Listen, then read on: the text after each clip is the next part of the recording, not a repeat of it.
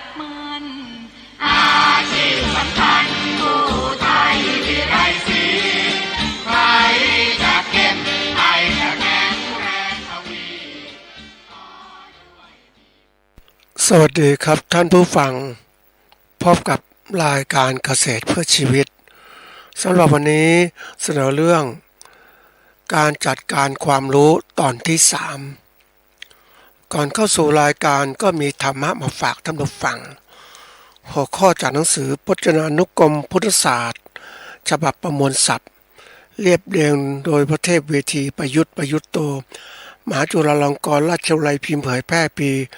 2533หัวข้อธรรมะวันนี้คือสวากขาตธรรม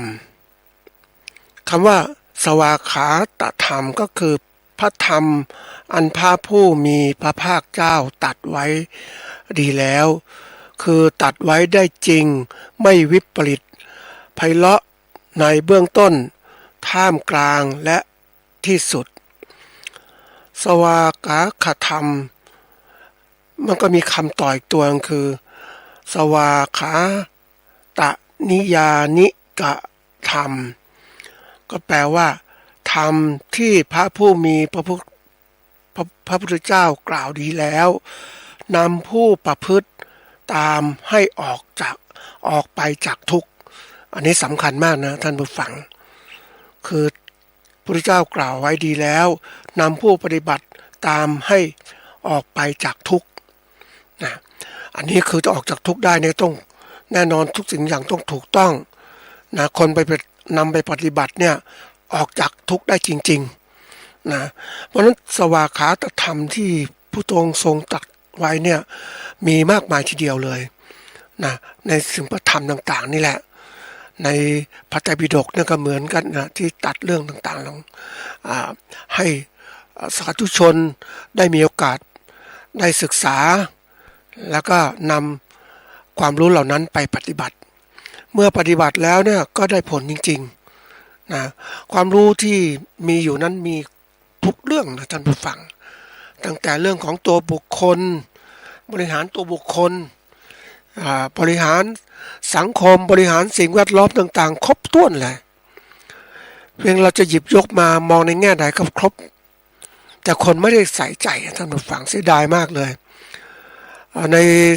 ฐานะที่เรียนวิชาการด้านบริหารด้านอะไรต่างๆมาแล้วก็ได้มีโอกาสศึกษาพระไตรปิฎกในเรื่องบางส่วนนะยังไม่ครบทั้งชุดนะที่ได้อ่านนะยังไม่ครบก็เห็นได้ว่าธรรมะพุทธเจ้านั้นสุดยอดจริงๆมีประโยชน์อย่างมากทั้งให้ความรู้ทั้งปัจจุบันและเบื้องหน้าได้หมดเลยถ้าคนปฏิบัติแล้วเนี่ยแน่นอนว่าก็สามารถออกจากทุกข์ได้หรือพ้นจากทุกข์ได้ท่านผู้ฟังเชื่อไหมล่ะท่านฟังว่าไม่เชื่อนั่นน่ะเป็นไม่เชื่อคือส่วนหนึ่งละไม่เชื่อก็ต้องลองดูสิลองปฏิบัติดูจริงหรือไม่จริงล่ะมันเป็นสิ่งจริงนะท่านผู้ฟังแต่เพียงแต่ว่าคนไม่เชื่อไม่จริงแล้วปฏิเสธแล้วก็ไม่ใส่ใจไม่มีการทดสอบนะเหมือนวันนี้ได้มีโอกาสพบคนที่เขาเรียกมีความเครียดมากมหาศาลแล้วก็หาทางออกโดยการเสพยาเสพติดมันมีขนาดต่างๆเนาะเสพมากก็มาติดสุดท้ายก็มาลงที่คือมันมากมันก็คุ้มคลั่งมากเลยแล้วมันยังไม่ออกจากทุกข์นะท่านความเครียดอยู่ในใจตัวเองแล้ววันนี้ก็ยังมาเสพกัญชาเสพมาบ่อยๆคือมันเคลิ้มสนุกสนานมันเคลิ้มจากอารมณ์ที่มันเสพนะท่านผู้ฟังแต่ความว่ามันทุกข์ยังคงมีอยู่ทุกข์มีอยู่ทำไมถ้าพบหมดฤทธิ์ยาหมดฤทธิ์กัญชาก็ติดอีกก็โผล่มาอีกมันไม่จบไม่สิ้นนะสงสารนะท่านผู้ฟังด้วยความที่ว่าคนเราเนี่ยถ้ายังไม่มีสติปัญญารู้เท่าทันอารมณ์มันก็เสพสิ่งเสพติดไปเรื่อยก็คิดว่ามันดีที่ไหนได้มันทำไปมากๆเข้าตัวเองก็จะเสพมากขึ้นก็ที่สุดก็กลายเป็นทาสยาเสพติดในเรื่องความทุกข์ความเครียดต่างๆเนี่ยแน่นอนมันเกิดขึ้นคนเราเนี่ยมันรับรู้อารมณ์หลายอารมณ์มันมากมายทีเดียวในชีวิตแล้วก็หาทางออกไม่ได้ อารมณ์สมมติว่ามันอารมณ์คือภาวะจิตใจที่เปลี่ยนแปลงไปตามสิ่งเร้าเข้ามาทางตาหูจมูกลิ้นกายใจของเรามันเข้ามาเยอะมันหลายอารมณ์มากมายแต่ละช่องทางแล้วคนก็เอาเข้ามาเสพเอามาคิดต่อมันเป็นอารมณ์แล้วก็กลายเป็นรับอารมณ์เหล่านั้นก็กลายเป็นเวทนามันเวทนารู้สึกนึกคิดก็ปล่อยจิตใจไปตามอารมณ์ที่มันมีอยู่ก็เป็นตามอารมณ์ที่เขาที่รับมามันก็ไม่หมดไม่สิ้นทางหนึ่งที่การกำจัดอารมณ์ต่างๆก็คือต้องมีสมาธิมีความตั้งใจมั่นฝึกความตั้งใจมั่นไม่ให้มันไหลไปตามอารมณ์อื่นๆให้มีอารมณ์เดียวซะก่อนเนี่ยถ้าทำได้มันจะมีจิตมันมีกำลังมันหยุดยั้งอารมณ์อื่นๆให้มาอยู่กับอารมณ์ที่กำหนดอารมณ์ที่กำหนดนั่นคืออารมณ์พุทโธบ้างสัมมาอรหังบ้างนามาพัทธาบ้างเออพุทธานุติอะไรต่างๆเยอะแยะไปหมดเลยขออารมณ์เดียวก่อนเมื่อมีอารมณ์เดียวแล้วเนี่ยก็จะเริ่มรู้จัก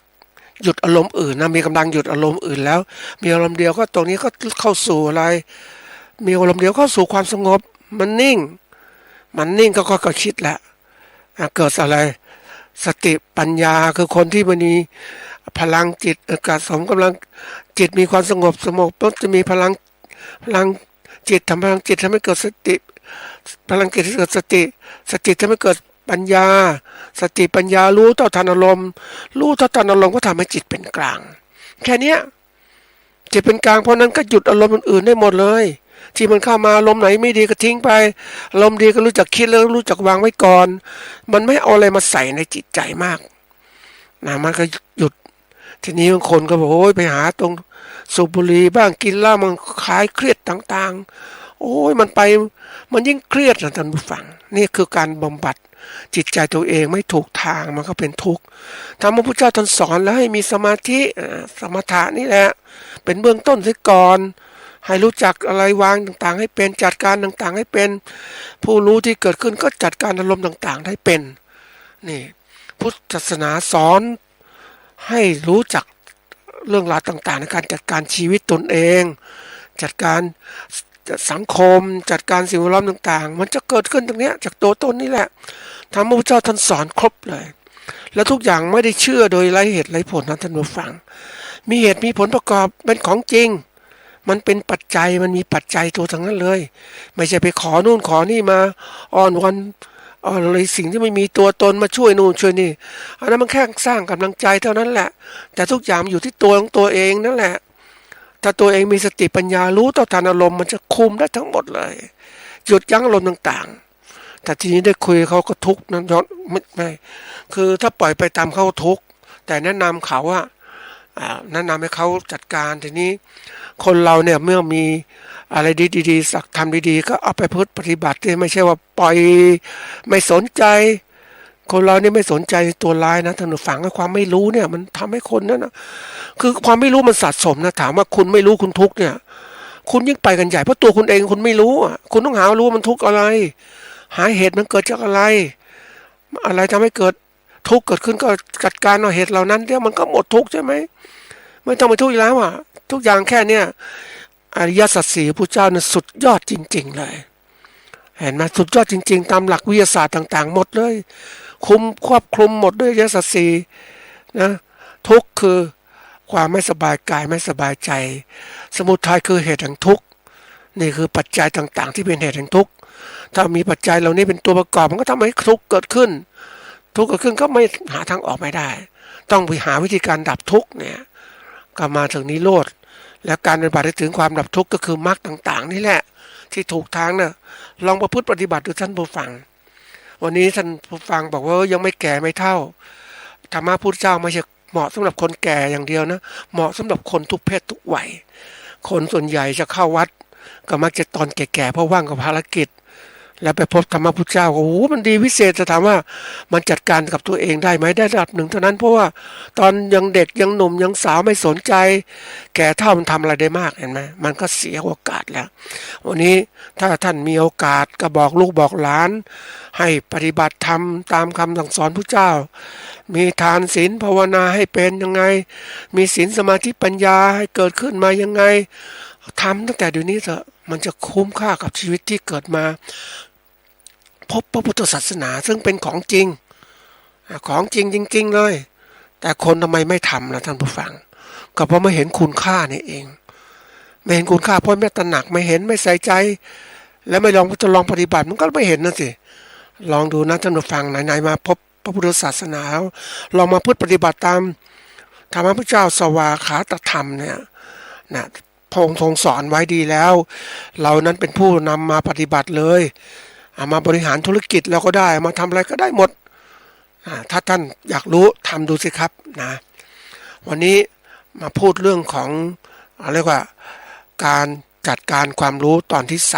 3คำว่าการจัดการความรู้การจัดการก็คือการดำเนินเอาก็ให้บรรลุวัตถุประสงค์ที่เราต้องการเรามีความรู้มากมายจัดการยังไงและจัดการคือดำเนินการความรู้ก็คือข้อมูลข่าวสารที่เรามีอยู่เนี่ยเยอะแยะไปหมดแล้วให้มันเกิดวัตถุประสงค์ยังไงนี่เราเข้าใจแล้วทีนี้ถ้าเรามีข้อมูลข่าวสารที่ดีถูกต้องนะเรานำมาใช้ในการจัดการชีวิตเราก็ประสบความสำเร็จง่ายๆนะทีนี้ทำไมเราไม่ประสบความสำเร็จง่ายๆเพราะที่ผ่านมานั้นเราไม่ใส่ใจกับข้อมูลข่าวสารเลยเราปล่อยมันผ่านไปแล้วไปหลงข้อมูลอะไรรู้ไหมข้อมูลข่าวสารที่เป็นเท็จมันหลอกลวงทำให้เราเครียดทำให้เราหลงไปกับมันน่ะหลอกนู่นหลอกนี่ข่าวสารต่างๆคนมันฆ่ากันอันนี้มันเสพสิ่งเสพติดต่างๆมันหลอกลวงกันนะท่านผู้ฟังยิ่งคุยกับคนที่ติดยาเสพติดพวกนี้สติปัญญามันหายไปไหนหมดนะท่านผู้ฟังมันมีแต่ความหลงนะท่านผู้ฟังเห็นแล้วนั่งคิดนะหลงคิดจริงๆเลยทำไมเป็นยังไงมันมีคำพูดคำเพลินถ้าท่านผู้ฟังมีโอกาสก็ดูในสารคดีของต่างประเทศนี้อเมริกาที่เมืองฟิลาเดลเฟียซึ่งคนเหมือนกับเป็นคนนั่นแหละแต่เป็นคนไร้บ้านอยู่ยังไม่มีชุดไม่มีอยู่นอนกินกลางถนนมันเกิดขึ้นมาเพราะความที่เขานั้นคือเรียนก็มีนักศึกษาดีต่างๆแต่เพียงแต่ว่าเขานั้นติดยาเสพติดมันกลายเป็นหลงไปแล้วหลงก็ดึงกลับไม่ได้ครับทุกคนก็ปล่อยไปยิ่งคนสังคมต่างประเทศก็บอกไม่ใช่เรื่องที่เราจะต้องไปใส่ใจเพราะว่าไม่ต่างคนต่างอยู่ถ้าเขาไม่มาทำให้เราเดือดร้อนก็ปล่อยเขาไปแต่คนประเทศไทยเรามีอะไรรู้ไหมเรามีจิตใจที่มีเมตตากรุณาต่อกันเห็นคนทุกข์ยากก็อยากจะบอกให้เขาทำให้มาดีแต่ต่างประเทศทิ้งแล้วท่านผู้ฟังทิ้งมันน่ากลัวนะยิ่งคนไปเจอคนที่แบบโอ้ยในเดินไปที่อเมริกาเนี่ยเห็นคนประเภทนี้เยอะมากเลยขอมือเอามือขอทานขอนู่นขอนี่มันถ้าไม่ให้มันเดี๋ยวก็สร้างความเดือดร้อนเราก็น่ากลัวนะคนมือไม้แถมดีทั้งหมดแล้วทำไมมาขออย่างนี้มันน่ากลัวถ้ายิ่งคนอย่างนี้ประเทศไทยก็เริ่มมีถ้าเกิดไม่มีการจัดการประเทศที่ดีพอแน่นอนเกิดคนยากคนจนเนี่ยมันจะเกิดขึ้นมามันจะขออย่างนี้อันนี้คนยากจนยังมีสติปัญญาแต่เขาคนยากคนก็เลยคนยากคนติดยาเสพติดมาขอเนี่ยดีไม่ดีทำร้ายร่างกายเราน่ากลัวนะก็ฝากไว้นี่ทีนี้เรามาดูว่าที่มันเกิดขึ้นเนี่ยเราจะเห็นข้อมูลข่าวสารได้ไงที่ทำไงให้คนใส่ใจข้อมูลข่าวสารเราก็ต้องดูที่ว่ามันมีประโยชน์อย่างไรนะคนเราเวลาทำอะไรก็ต้องดูประโยชน์แน่นอนถ้าเรามีข้อมูลข่าวสารหรือองค์ความรู้ต่างๆเราก็จะได้ประโยชน์ถ้าเรามีข้อมูลที่ดีเนี่ยคือข้อมูลเนี่ยประโยชน์ของข้อมูลข่าวสารเนี่ยหรือความรู้ต่างๆเนี่ยแน่นอนเราแบ่งได้เป็นถ้าพูดถึงแล้วเนี่ยถ้าแบ่งตามระดับนะท่านผู้ฟังเราแบ่งตามระดับของทฤษฎีระบบคือผลที่ได้จากเรามีข้อมูลหรือองค์ความรู้ที่ดีปุ๊บอันที่หนึ่งก็คือว่าเราได้ผลได้โดยตรงเลยนะได้ผลพอเราทำแล้วได้ผลเลยเหมือนเราทำกรรมดีเราได้ผลดีเลยนะอะไรเงี้ยถัดมาเราก็ได้ผลลัพธ์คือผลที่คือขึ้นตามมาอีกทำดีแล้วได้ผลดีมาแล้วไม่พอมันจะมีวิบากกรรมที่ผลดีที่เราทำมันสะสมมาอีกเท่านั้นไม่พอก็มี impact factor คือผลกระทบที่จะเกิดขึ้นในอนาคตก็เราดำรงชีวิตอยู่ด้วยมีเป็นคนที่มีเขาเรียกมีความรู้ที่ดีนะทำดีเกิดขึ้นมันก็กระทบต่อการสร้างความสำเร็จในอนาคตของเราที่เกิดขึ้นนี่คือ impact factor ที่มันเกิดขึ้นข้างหน้าเพราะนั้น ผลของการประโยชน์มันจะแบ่งอย่างนี้ตามระยะเวลาก็ได้แต่ถ้าประโยชน์ปัจจุบันเราสามารถจะมองได้ว่าประโยชน์ตัวนี้แน่นอนประกอบที่เกิดขึ้นก็คือว่าทำให้เราเกิดทำงานมีประสิทธิภาพคือการทำงานที่ใช้ปัจจัยต่างๆทั้งหมดเนี่ยให้มันเกิดเขาเรียกมีความคล่องตัวมีอะไรดีต่างๆทั้งหมดเลยทำให้เกิดความรวดเร็วทำให้ถึงข้อมูลขนาดใหญ่ได้เราเล็กๆกับสู่ข้อมูลใหญ่แล้วมีความรู้พื้นฐานแล้วก็ไปได้ช่วยกันติดต่อหรือหาข้อมูลต่างๆมีมากขึ้นสื่อสารหาข้อมูลต่างๆที่สำคัญที่ความรู้มากขึ้นมันต่อยอดท่านผู้ฟังความรู้หนึ่งมีอยู่แล้วก็ต่อยอดความรู้อีกต่อไปได้ที่มีเชื่อมต่อกันอันนี้คือตัวสำคัญประสิทธิภาพนะอันถัดมาช่วยลดต้นทุนการผลิตของเราดำเนินการอย่างถ้าเรามีข้อมูลความรู้ที่ถูกต้องเนี่ยเราไม่ต้องลองผิดลองถูกแล้วก็เอามาใช้เลยอย่างข้อมูลความรู้เกี่ยวกับการสอนของพระเจ้าในเรื่องการปฏิบัติกายกรรมวจีกรรมมโนกรรมเนี่ยมันดียังไงเอามาใช้ดูมันก็ไม่ต้องไปคิดแล้วทำตามที่พระองค์ทรงสอนแล้วได้สำเร็จเลยไม่ต้องไปหาอะไรแล้วมากมายทำไม่ต้องลองผิดลองถูกแล้วคนที่เขาเก่งๆนะท่านผู้ฟังเขาไม่ลองผิดลองถูกก็หาข้อมูลมาเลยนะเขาก็ลดต้นทุนการทดลองแล้ว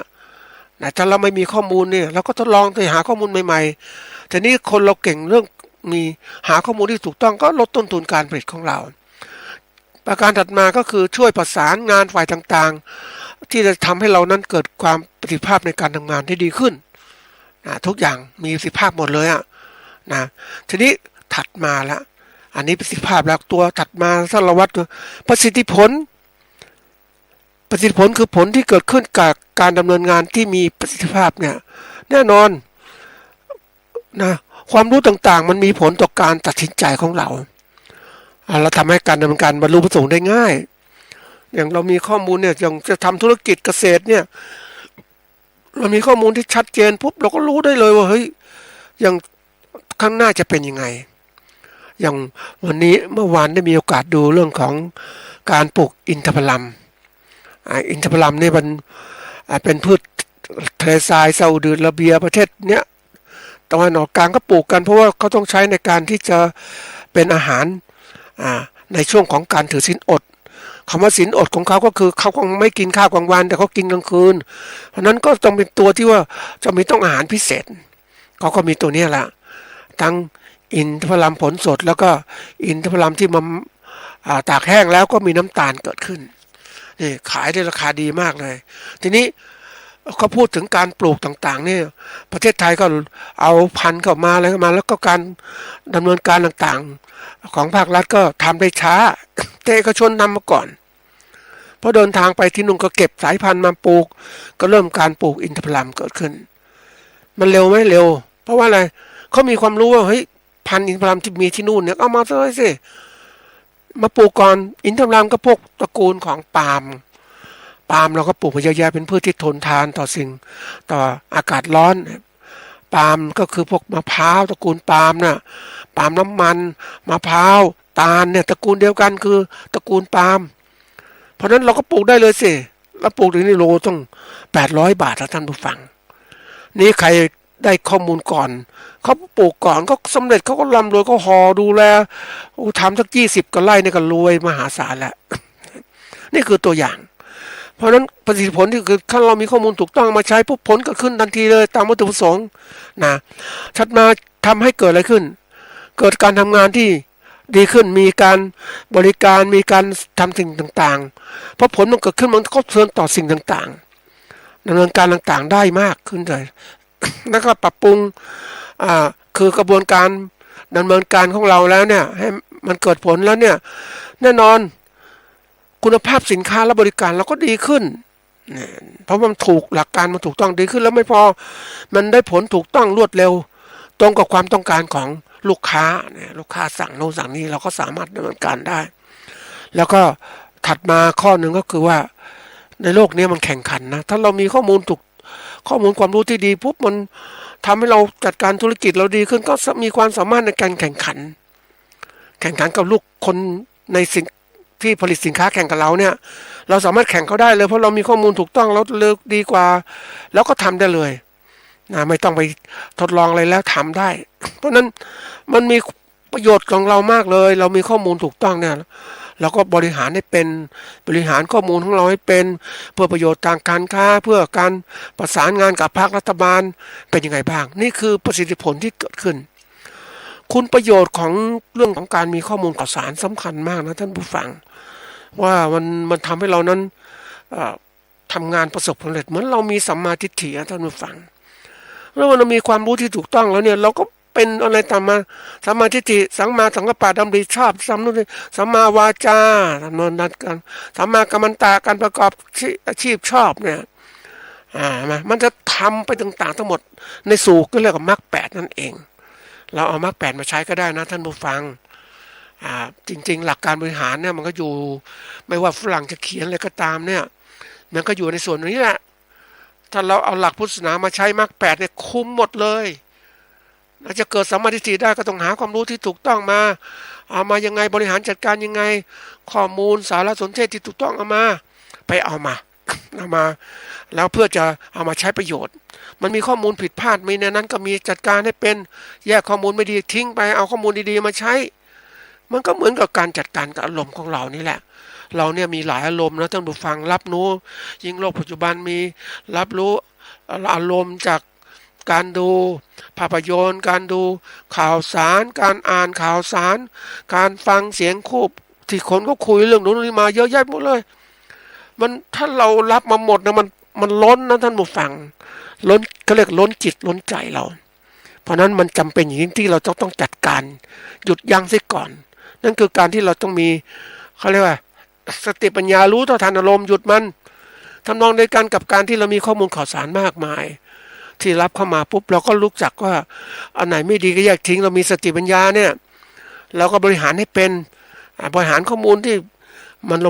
เราต้องจักตัวกรองนะท่านผู้ฟัง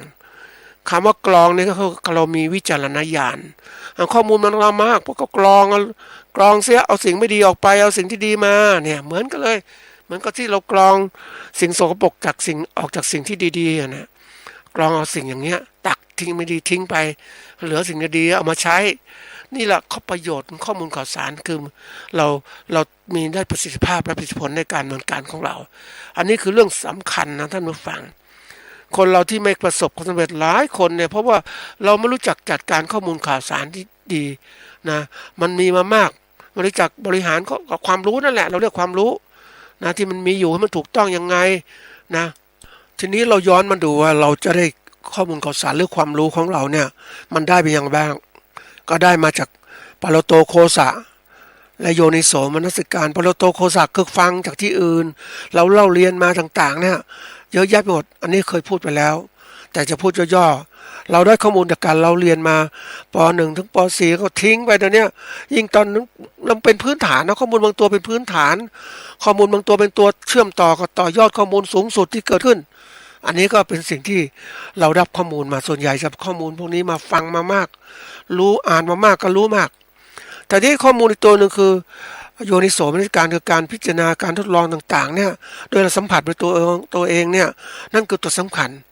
เราเรียนรู้ต่างๆลองผิดลองถูกอย่างลูกค้าเนี่ยคนที่เขามาซื้อสินค้าเราเนี่ยเขาก็ลองผิดลองถูกจากเรานะเขาซื้อไปแล้วเขาก็ลองผิดลองถูกซื้อเราไปด้วยซื้อคนอื่นด้วยซื้อนู้นเนี่ยสินค้าตัวเดียวกันนั่นแหละนะอาจจะซื้อจากแหล่งต่างๆและเปรียบเทียบอันไหนดีกันประสบการณ์ที่เขาได้ปุ๊บต่อไปเขาถ้าสินค้าเราดีปุ๊บเขาจะซื้อจากเราต่อเขาไม่ซื้อคนที่ไม่ดีละนะอันนี้ตัวอย่างประสบการณ์ลูกค้าก็จะรู้เหมือนกับข้อมูลข่าวสารก็เช่นกันนี่ข้อมูลข่าวสารเรารับยังไงบ้างปกติเรารับข้อมูลข่าวสารในปัจจุบันที่บอกว่าข้อมูลข่าวสารมันมามากหรือความรู้ต่างๆมามากวันนี้มันมาในรูปแบบที่ว่าถ้าเราจบจากโรงเรียนหรือมหาวิทยาลัยแล้วเนี่ยข้อมูลข่าวสารวันนี้มันมาจากทุกกระแสทุกช่องทางทางสังคมจากสื่อเครื่องมือสื่อสารต่างๆมันรับรู้หมดเลยรับมาจากบทความวิจัยจากหนังสือต่างๆรับมาและจากข้อมูลที่มาจากการทดลองของเราทดลองทำเองประสบการณ์ของเราทำเองก็รับมาอีกนี่ข้อมูลข่าวสารมามากมายทีนี้เราก็ต้องรู้ว่าข้อมูลข่าวสารมันจะถึงเราอย่างไรข้อมูลชุดไหนมาเราก็ต้องรู้คือความหลากหลายของการ ที่เราสื่อสารนำความรู้เข้าหาตัวเราเนี่ยมันมามากมันมาจากอะไรมาจากบุคคลรอบๆตัวเรามาจากตัวเราที่ค้นคว้าเองจากสภาพธรรมชาติมาจาก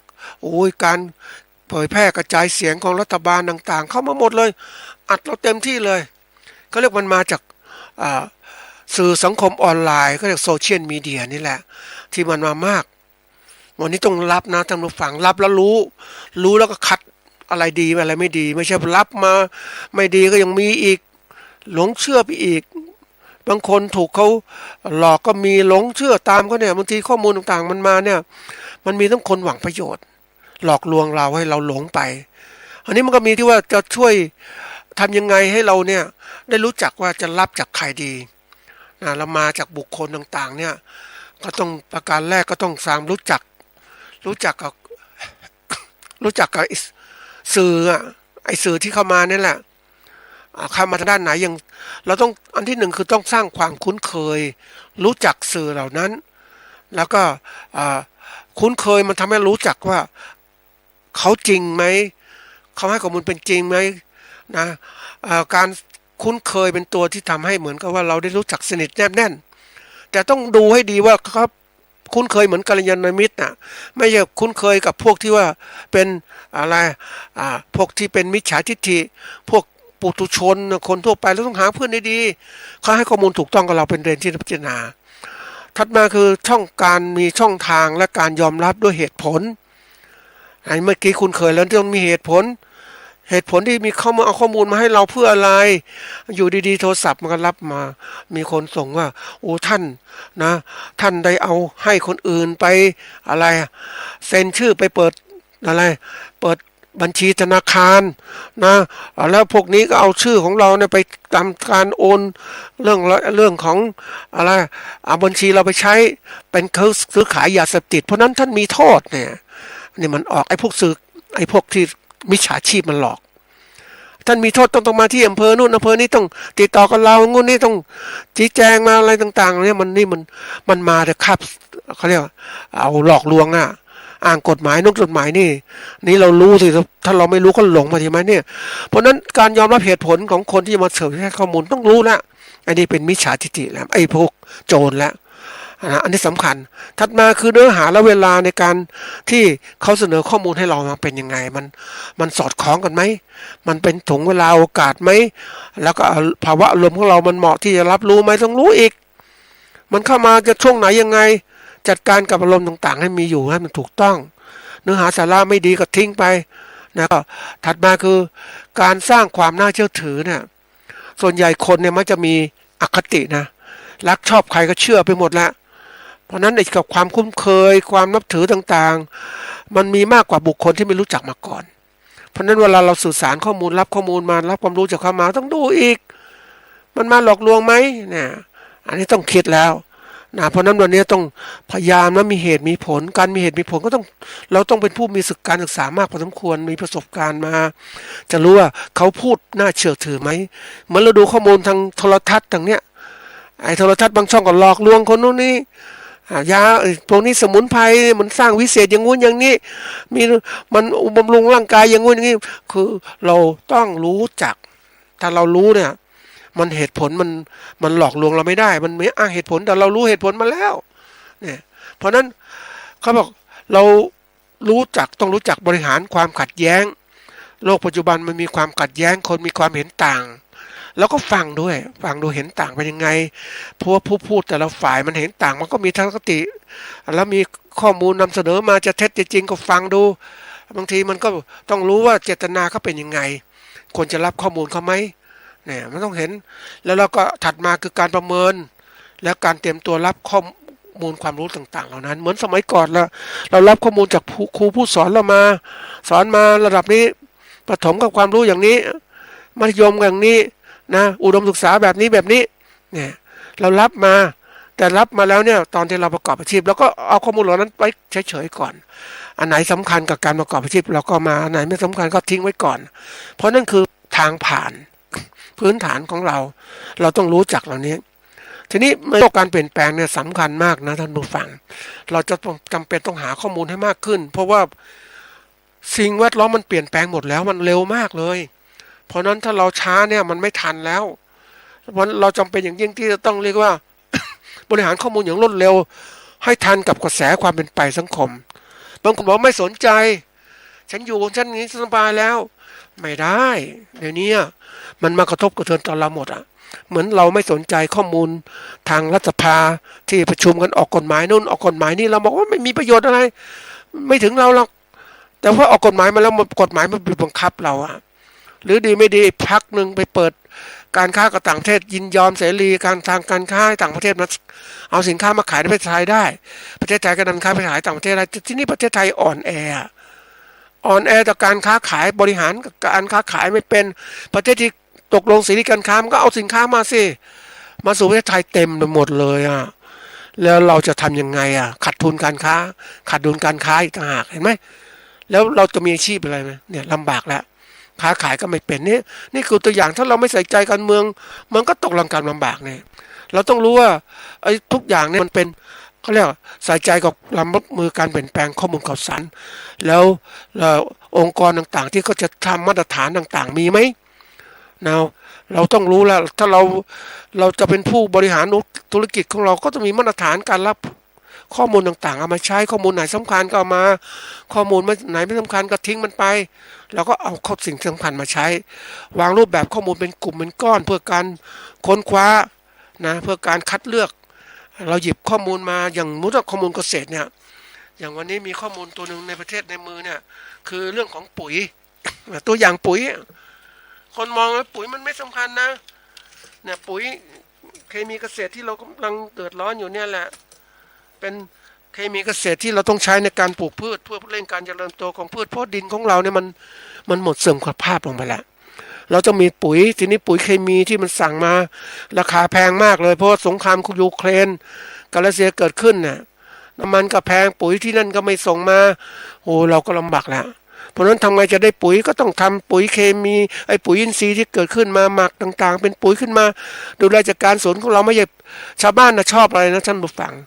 เวลาปุ๋ยอินทรีย์วัตถุเนี่ยต้นไม้ต้นอะไรก็เผาถ้าเราไวขึ้นเราคิดให้ทันสมัยนะท่านผู้ฟังเผาอย่างนี้มันเกิดผลเสียต่อสิ่งแวดล้อมเราขุดหลุมสิทางมะพร้าวเศษหญ้าต่างๆขุดหลุมมาหมักลงไปเลยใส่ในหลุมนะสับแล้วก็หมักแล้วก็กลบด้วยดินบางๆแล้วก็รดน้ำไปเดี๋ยวมันเหี่ยวมันย่อยสลายก็เอามาเป็นปุ๋ยต่อไปมันไม่ไปไหนมันเป็นหมุนเวียนแต่เราไปเผาชาวบ้านชอบเผาไปที่ไหนก็รกเด็ดหญ้านี้ก็รกก็เผามันง่ายดีแต่ถามว่าสิ่งเสียที่เกิดขึ้นคือเกิดอะไรสภาพเรือนกระจกมากก๊าซคาร์บอนไดออกไซด์มันมีมากประเทศไทยถึงเป็นเดือดร้อนอย่างนี้ไงนี่คือตัวอย่างเพราะฉะนั้นเราข้อมูลต่างๆสิ่งแวดล้อมต้องรับรู้ให้เร็วข้อมูลเหตุการณ์ต่างๆรับรู้ให้เร็วยิ่งตอนนี้มีการแบนอย่างที่คราวที่แล้วเลยเล่าถึงเรื่องการที่ว่าประเทศใน EU เนี่ยมันจะเริ่มแบนคือหมายว่าไม่ยอมซื้อสินค้าที่ประเทศไทยผลิตเพราะสินค้าที่ประเทศไทยผลิตนั้นสินค้าเกษตรก่อให้เกิดการทำลายสิ่งแวดล้อมทำลายป่าอย่างเช่นอะไรยางพาราอย่างพาราบอกทำลายป่าไงนะก็ก่อนจะปลูกยางพาราคุณก็ไปทำลายป่าอยู่แล้วเห็นไหมมันก็รู้มันก็บีบบังคับเราเพราะนั้นวันนี้ใครผลิตสินค้าที่ไม่ตรงตามนโยบายของโลกคือ BCG เนี่ยเขาจะคือสมาคมเขาสมาคมประเทศเขาจะไม่ซื้อสินค้าเกษตรจากเราที่ก่อให้เกิดปัญหาทางเดือดร้อนแก่โลกอย่างเนี้ยนี่คือตัวอย่างเพราะนั้นเราต้องรู้ข้อมูลข่าวสารที่มันเปลี่ยนแปลงได้เร็วมากที่สุดอย่างไรก็ต้องการสื่อสารแบบเรียลไทม์เลยการสื่อสาร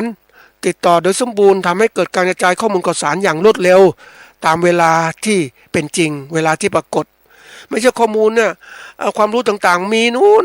5 ปี10 ปีมาได้พอมาถึงเราไม่ได้เดี๋ยวนี้มันข้อมูลว่านะวินาทีต่อวินาทีเลยทั้งโลกทั้งดึกเขาคิดเรื่องอะไรเขาวางนโยบายอะไรแล้วก็รับมาเลยว่าเขาคิดอย่างนี้เราก็รีบหาทางป้องกันจัดการกับการบริหารธุรกิจของเรามันถึงเรียกมันทันสมัยมันทันเวลาส่วนใหญ่เราบริหารการต่างๆไม่ทันเวลารัฐบาลเขาอุ้ยอายอย่างเนี้ย ไม่ทันเวลาข่าวสารจริงๆก็ไม่ยอมเปิดเผย เดี๋ยวนี้ถ้าคุณอยากได้ข้อมูลสื่อสารจริงๆข้อมูลความรู้ต่างคุณต้องอ่านหนังสือต่างประเทศด้วยดูจากอินเทอร์เน็ตดูจากหาข้อมูลนั้นมันทันสมัยสำนักข่าวนู้นข่าวนี้เพราะว่าจะหาข้อมูลจากสำนักข่าวสารแห่งประเทศไทยท่านผู้ฟังเราก็รู้อยู่ยังถามว่าวันนี้มีคนฟังสถานีวิทยุกระจายเสียงแห่งประเทศไทยมีกี่คนเพราะว่าข้อมูลข่าวสารที่เสนอมามันไม่ทันสมัยท่านผู้ฟังมันไม่ได้แก้ปัญหาธุรกิจไม่ได้แก้ปัญหาเรื่องอะไรนะเรื่องของเศรษฐกิจสังคมการเมืองการปกครองสิ่งแวดล้อมต่างๆมันแค่รายงานผลการเมืองการรัฐบาลเท่านั้นแหละเห็นไหมว่าเราบริหารมันบริหารเชิงลุกหมายความว่าเราต้องเอาความรู้ที่ทันสมัยมาเผยแพร่กับประชาชนของประเทศไทยให้รู้ว่าเรื่องราวต่างๆเศรษฐกิจโลกเป็นยังไงวันนี้นะมันต้องคิดอย่างเนี้ยมันถึงทันสมัยคนสนใจอย่างเนี้ยเราดูโทรทัศน์ช่องหนึ่งนะก็นำข่าวสารเศรษฐกิจต่างๆที่ทันสมัยของโลกมาค่าเงินต่างๆจะเปลี่ยนแปลงอย่างกระโจนเทือนต่อเราไหมเนี่ยมันจะเกิดขึ้นจริงๆถ้ารู้เราบริหารเป็นเราก็รู้เลยว่าจะควรทำไงแต่ถ้าเรามาดูละครใช่ดูภาพยนตร์เรื่องอื่นๆมันสนุกสนาน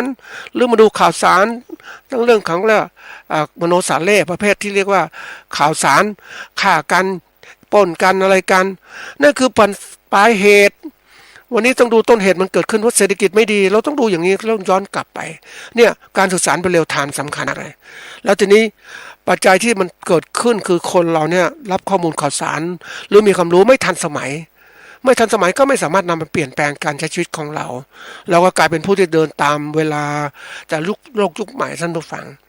โลกบริหารที่เรียกนำสมัยทันสมัยแล้วก็นำสมัยแล้ววันนี้เทคโนโลยีต่างๆมันมีมากนะ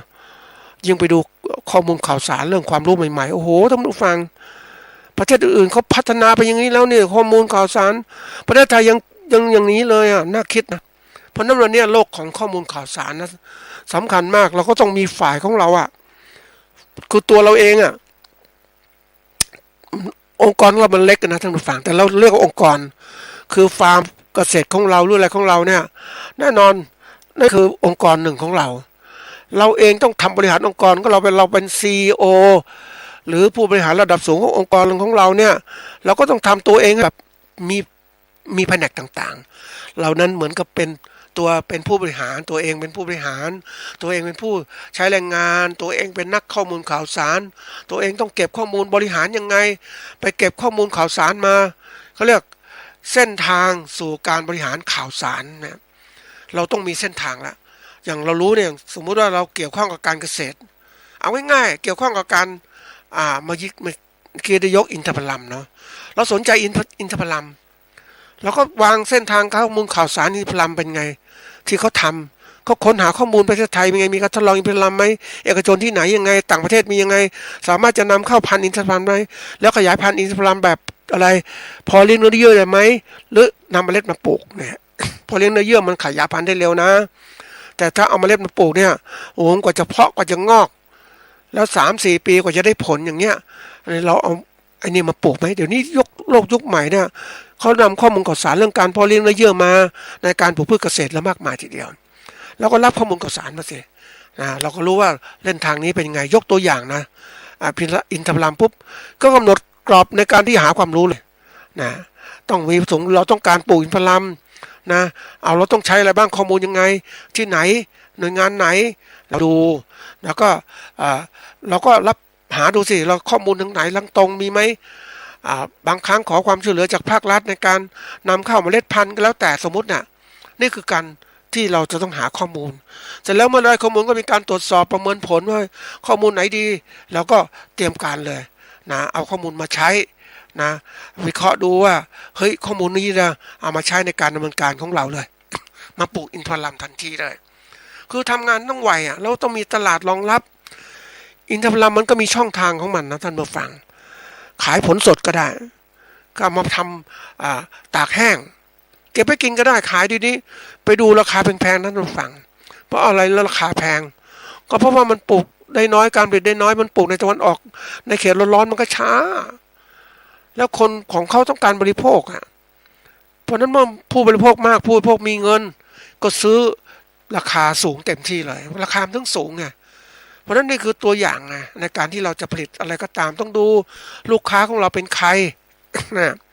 มีเงินไหมเหมือนเราผลิตสินค้าท่านผู้ฟังผลิตสินค้าเกษตรเราจะขายคนจนขายคนจนคนรวยหรือคน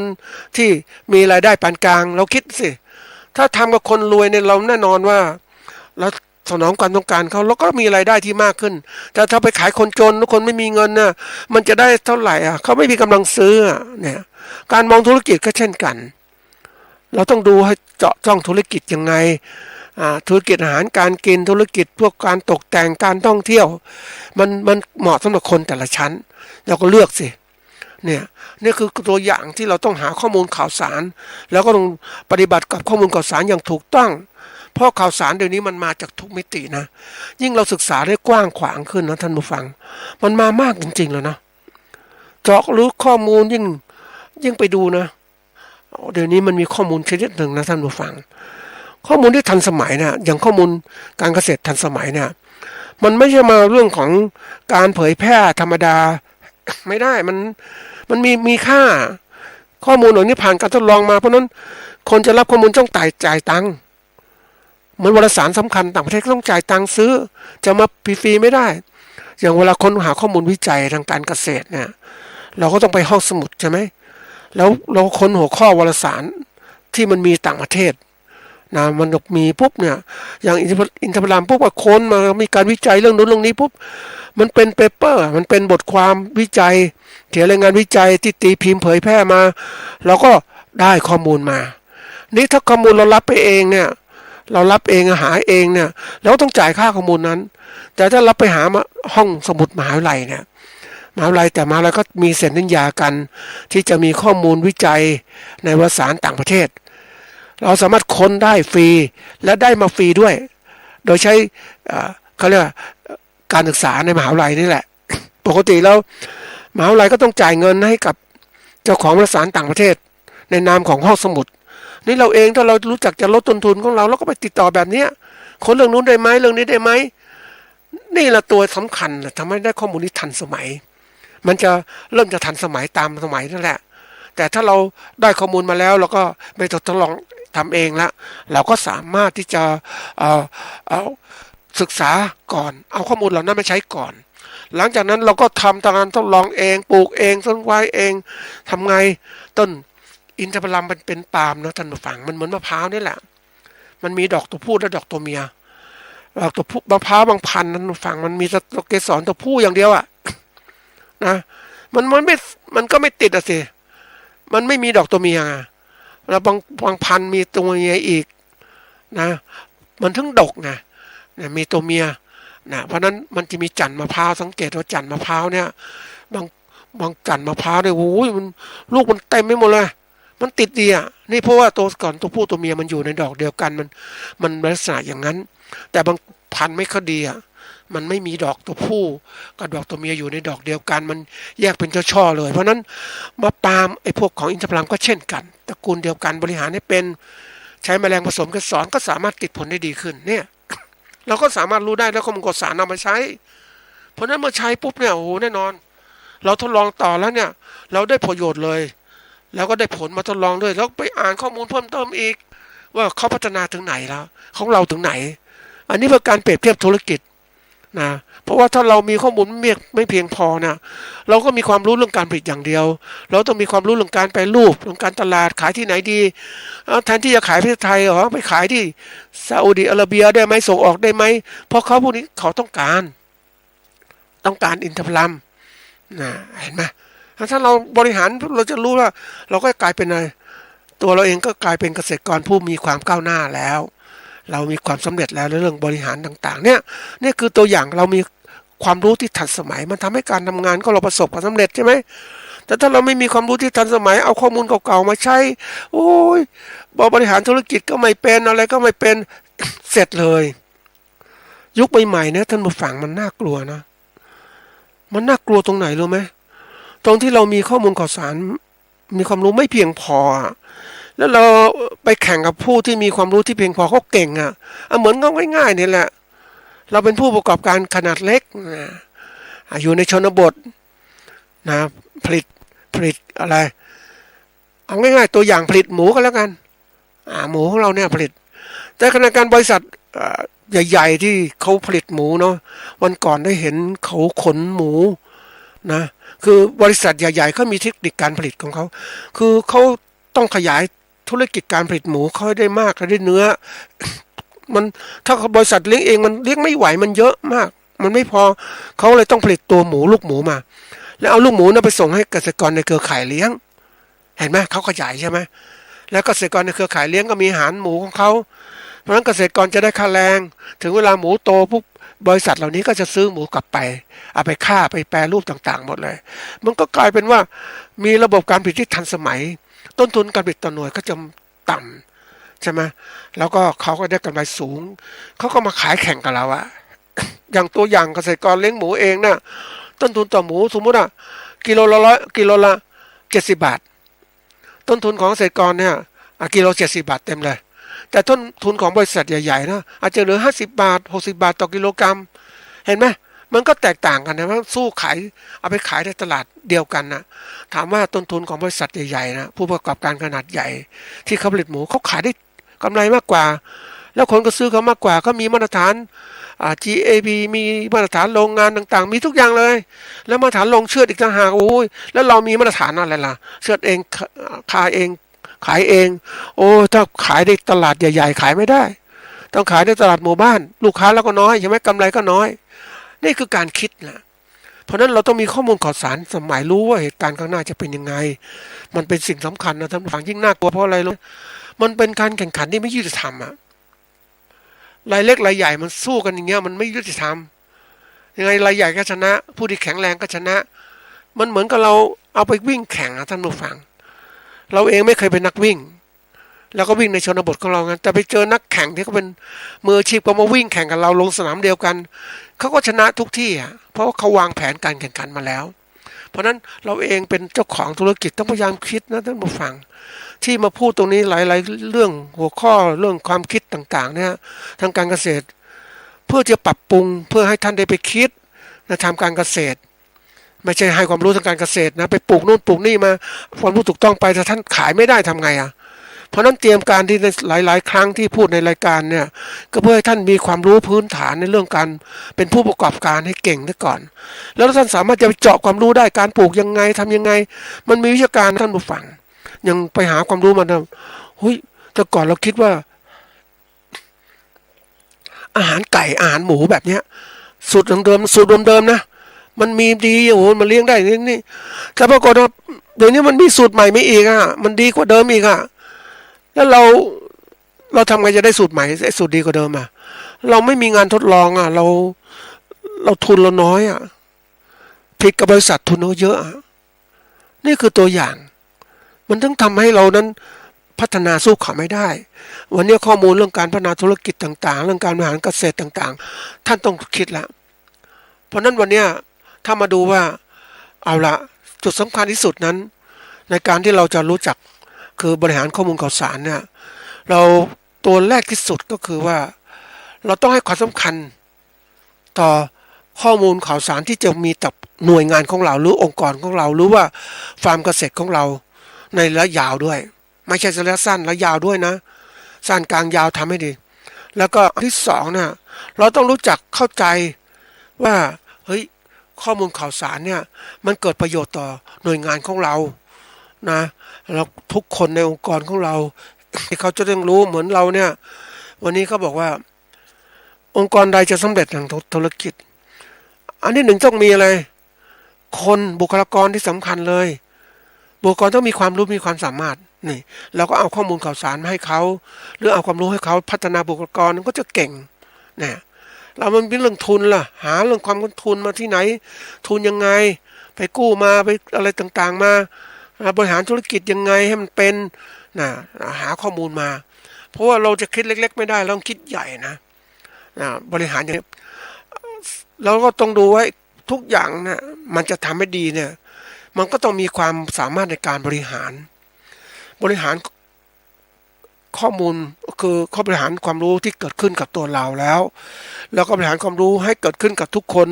ที่เกี่ยวข้องในองค์กรของเรามันทำให้การทำงานของเราดีขึ้นแต่ แต่ถ้าเราเก่งคนเดียวไปไม่ไหวหรอกท่านผู้ฟังเดี๋ยวนี้มันต้องเก่งทุกอย่างเลยในเรื่องก่อน แล้วก็ความคันเรื่องของธุรกิจทั้งหมดเนี่ยเราต้องมีความรู้เรื่องจริงๆเลยมันถึงจะทำให้เรานั้นเก่งเราไปคิดเลิกเอาเฉพาะเรื่องของเราอย่างเดียวมันต้องมองไประบบนะท่านผู้ฟังบริหารธุรกิจมันจะมีคนนะเรื่องทุนวิธีการจัดการต่างๆนะที่ดินต่างๆมีต้องเกี่ยวข้องหมดเลยเพราะนั้นวันนี้ท่านเองก็ต้องเป็นผู้ที่เก่งมีความรอบรู้เรื่องความรู้ต่างๆในการบริหารความรู้เรื่องราวที่ลึกซึ้งในการบริหารที่มีมากขึ้นจะทำให้ท่านมีความสำเร็จเรื่องการบริหารความรู้ของท่านและการบริหารธุรกิจของท่านเอง